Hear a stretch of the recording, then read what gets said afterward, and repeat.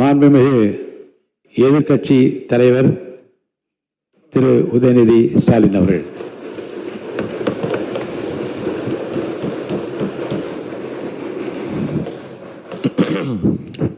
மாண்புமிகு பேரவைத் தலைவர் அவர்களே, துணைத் தலைவர் அவர்களே, முதலமைச்சர் அவர்களே,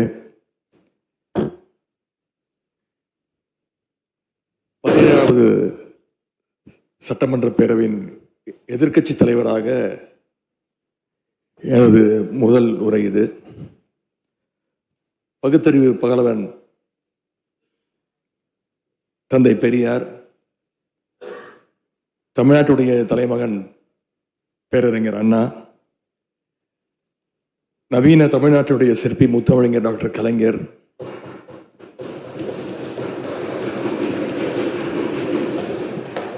இந்தியாவுக்கே வழிகாட்டிய திராவிட மாடல் ஆட்சியை தந்த திராவிட முன்னேற்ற கழகத்துடைய தலைவர் திரு முத்துவேல் கருணாநிதி ஸ்டாலின்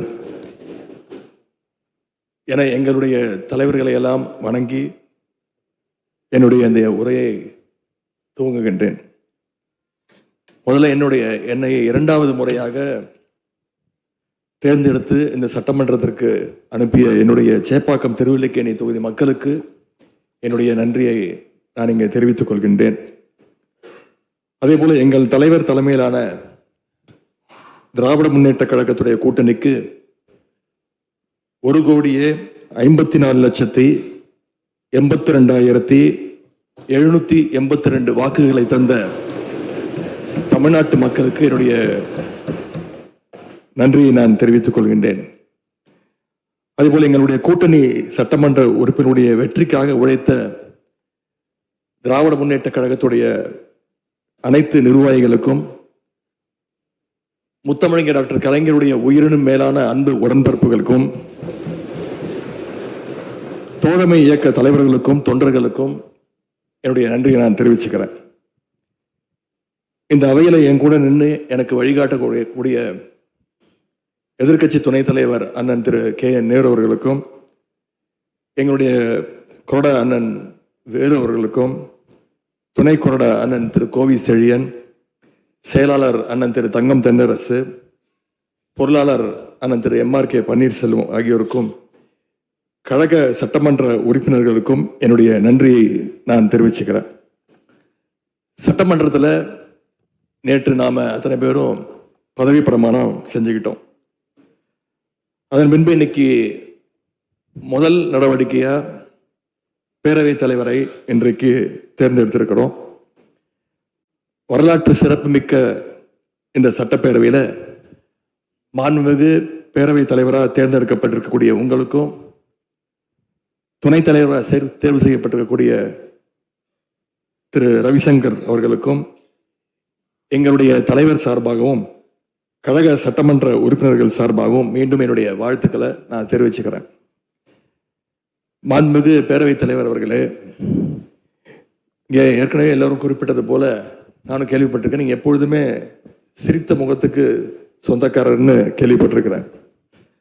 அது மட்டும் இல்லை, எல்லோருடையும் மிகுந்த அன்போடு பழகக்கூடியவர் அப்படின்னு பலர் சொல்லி நான் கேள்விப்பட்டிருக்கிறேன். இதே சட்டப்பேரவையில் 1980ஆம் ஆண்டு தேர்தலையும் 2011 சட்டமன்ற தேர்தலையும் நீங்க வெற்றி பெற்று ஒரு சிறந்த சட்டமன்ற உறுப்பினராக நீங்க பணியாற்றி இருக்கிறீங்க. எனவே பேரவையுடைய மரபுகளும் விதிகளும் உங்களுக்கு புதுசு கிடையாது.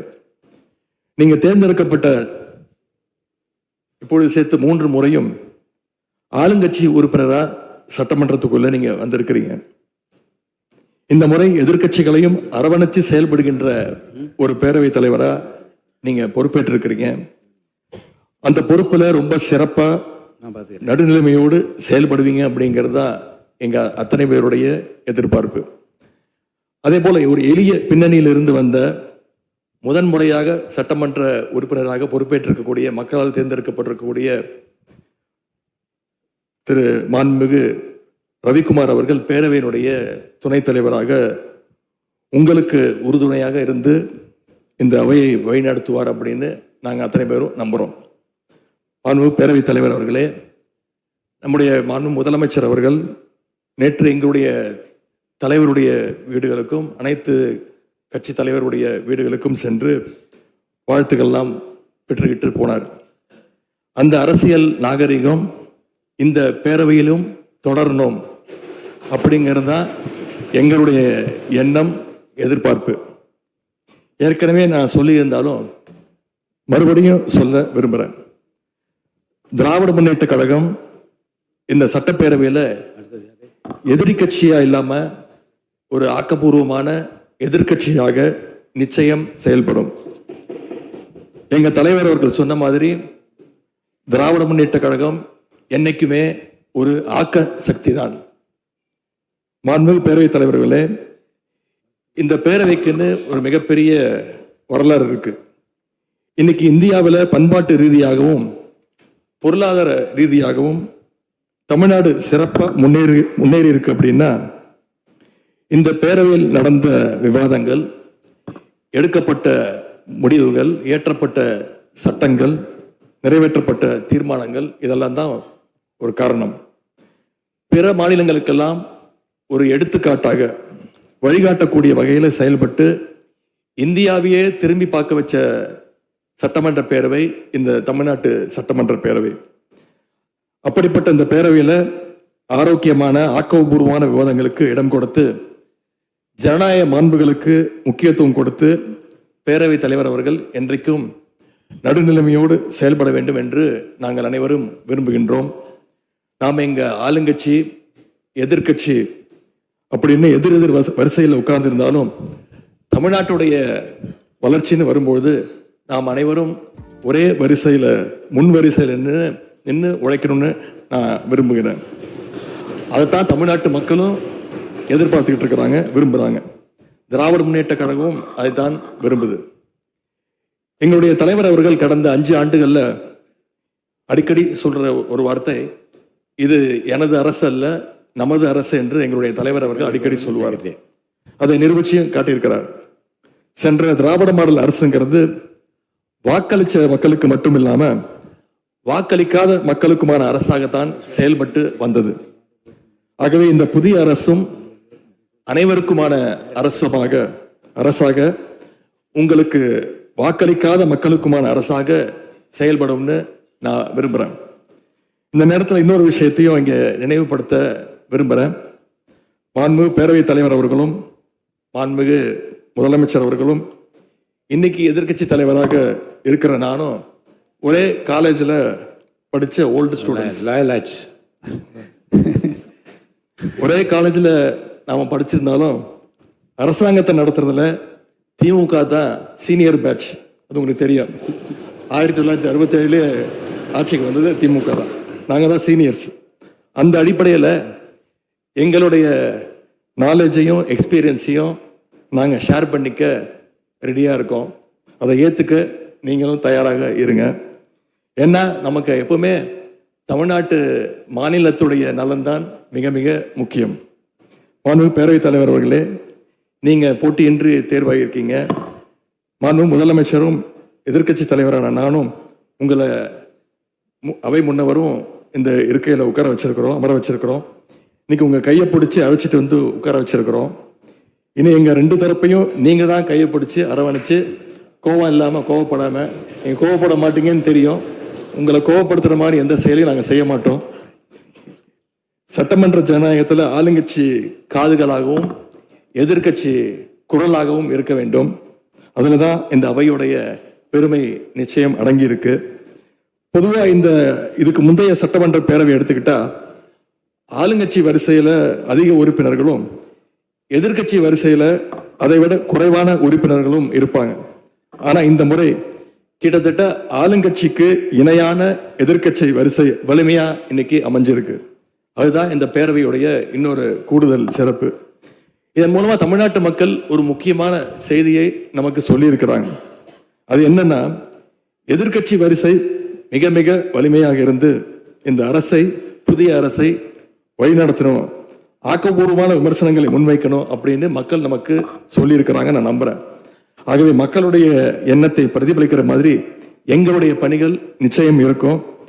மாண்பு பேரவைத் தலைவர் அவர்களே, இந்த அரசு பொறுப்பேற்ற நிகழ்ச்சியில் நடந்த ஒரு நிகழ்வை இங்க நான் சுட்டிக்காட்ட விரும்புகின்றேன். ஏற்கனவே சுட்டிக்காட்டியிருக்கிறாங்க.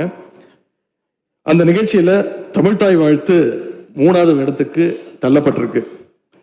இது தமிழ்நாட்டு மக்கள் மத்தியில மிகப்பெரிய ஒரு கோபத்தையும் அதிர்ச்சியையும் ஏற்படுத்தியிருக்கு. அதை எதிர்கட்சிகள் எல்லோரும் விமர்சிச்சிருக்கிறோம். அதுக்கு ஆளுங்கட்சியும் ஒரு விளக்கத்தையும் கொடுத்திருக்கிறாங்க, நானும் பார்த்தேன். எங்களோட கருத்து என்ன அப்படின்னா, பாஜக ஆட்சிக்கு வந்திருக்கக்கூடிய மேற்கு வங்க மாநிலத்துல பதவியேற்பு நிகழ்ச்சியின் போது வந்தே மாதரம் பாட்டு பாடப்படலை. ஆனா இங்க தமிழ்நாட்டுல அது பாடப்பட்டிருக்கு. மேற்கு வங்கத்துல இன்னைக்கு யாரு ஆளுநரா போய் உட்கார்ந்துருக்காங்க அப்படின்னு உங்க அத்தனை பேருக்கு தெரியும், நான் சொல்ல வேண்டிய அவசியம் இல்லை. அவர் இங்க ஆளுநரா இருந்தப்போ தமிழ்நாடு சட்டமன்ற பேரவையில தமிழ்தாய் வாழ்த்துக்கு முன்னாடி தேசிய கீதம் பாடணும்னு பேரவையினுடைய மரபையே மாத்த சொன்னவர் தான் இன்னைக்கு மேற்கு வங்கத்தில் ஆளுநராக இருக்கிறார். அதை நாங்க உறுதியா எங்களுடைய தலைவர் அப்போதைய முதலமைச்சர் உறுதியா மறுத்தார்.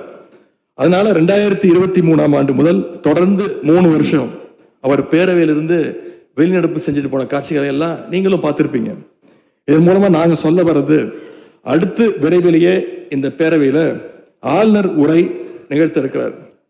ஆகவே ஏற்கனவே உங்களுடைய அரசனுடைய பதவியேற்பு விழாவில் நடந்த அந்த சம்பவம், அந்த தவறு மீண்டும் இந்த பேரவையில நடப்பதற்கு நீங்க அனுமதிக்க கூடாது. நாங்கள் அனுமதிக்க மாட்டோம். பேரவையில் மட்டுமல்ல, தமிழ்நாட்டில் நடக்கக்கூடிய எந்த நிகழ்ச்சியாக இருந்தாலும் சரி, அரசு நிகழ்ச்சியாக இருந்தாலும் சரி, எந்த நிகழ்ச்சியாக இருந்தாலும் சரி, தமிழ்தாய் வாழ்த்து என்றைக்கும் 2வது இடத்திற்கு நாம தள்ளி போக விடக்கூடாது. இந்த அரசு அதற்கு அனுமதிக்க கூடாது என்று நான் இங்கே கேட்டுக்கொள்கின்றேன். ரொம்ப விழிப்போடு இருந்து நம்முடைய உரிமையை மரபை பாதுகாக்கணும்னு உங்களை எல்லாம் வலியுறுத்தி நான் கேட்டுக்கொள்கின்றேன். அன்பு பேரவைத் தலைவர் அவர்களே, வண்டிக்கு பிரேக் எப்படியோ, ஒரு காலைக்கு மூக்கனாங்கயிறு எப்படியோ, அப்படிதான் ஆளுங்கட்சிக்கு எதிர்கட்சி அப்படின்னு பேரறிஞர் அண்ணா அவர்கள் நமக்கு சொல்லியிருக்கிறார். ஆகவே பேரறிஞர் அண்ணா சொன்ன வழியில ஆளுங்கட்சியினுடைய செயல்பாட்டை உற்று நோக்கி உங்களுடைய நிறைகளை குறைகளை சுட்டு காட்டுகின்ற ஒரு ஆக்கப்பூர்வமான எதிர்கட்சியாக நாங்கள் நிச்சயமாக செயல்படுவோம். இந்த அவைக்கு புதியவங்க, ஃபர்ஸ்ட் டைம் எம்எல்ஏஸ் நிறைய பேர் வந்திருக்கிறீங்க, அதுல மிகுந்த மகிழ்ச்சி. அதே போல ரொம்ப வருடங்களுக்கு பிறகு நிறைய பெண் சட்டமன்ற உறுப்பினர்கள் இங்க இடம்பெற்றிருக்கிறீங்க, அதுல எங்களுக்கு கூடுதல் மகிழ்ச்சி. அத்தனை பேருக்கும் மீண்டும் என்னுடைய வாழ்த்துக்கள். தமிழ்நாட்டுடைய உரிமைகளுக்காகவும் வளர்ச்சிக்காகவும் நாம எல்லாரும் சேர்ந்து ஒன்னா பயணிப்போம். எது எப்படி ஆனாலும் திராவிட இயக்கத்தினுடைய அடிப்படை கொள்கைப்படி எல்லோருக்கும் எல்லாம் கிடைக்கிறதை உறுதி செய்கின்ற வகையில எதிர்கட்சி வரிசையில இருந்து நாங்கள் நிச்சயம் செயல்படுவோம். நடந்து முடிந்த தேர்தலில் ஆட்சி அமைப்பதற்கான பெரும்பான்மையை ஆளுங்கட்சிக்கு மக்கள் வழங்காமல் போனாலும் திராவிட முன்னேற்ற கழகத்துடைய தலைமையில் தேர்தலை சந்திச்சு வென்ற தோழமை இயக்க சட்டமன்ற உறுப்பினருடைய ஆதரவோடு ஆட்சி அமைத்திருக்கக்கூடிய புதிய அரசிற்கும் மாண்பு முதலமைச்சர் அவர்களுக்கும் என்னுடைய வாழ்த்துக்களை நான் மீண்டும் தெரிவித்துக் கொள்கின்றேன். மாண்புமிகு பேரவைத் தலைவர் அவர்களுக்கும் பேரவை துணைத் தலைவர் அவர்களுக்கும் என்னுடைய நன்றி. உங்களுடைய பணிகள் சிறக்கட்டும். மீண்டும் என்னுடைய வாழ்த்துக்களை தெரிவித்துக் கொள்கிறேன். நன்றி, வணக்கம். வெல்க தமிழ், வாழ்க தமிழ்நாடு. மக்களை பிரிக்கும் சனாதானம் நிச்சயம் ஒழிக்கப்பட வேண்டும். நன்றி, வணக்கம். மாண்புமிகு முதலமைச்சர் அவர்கள்.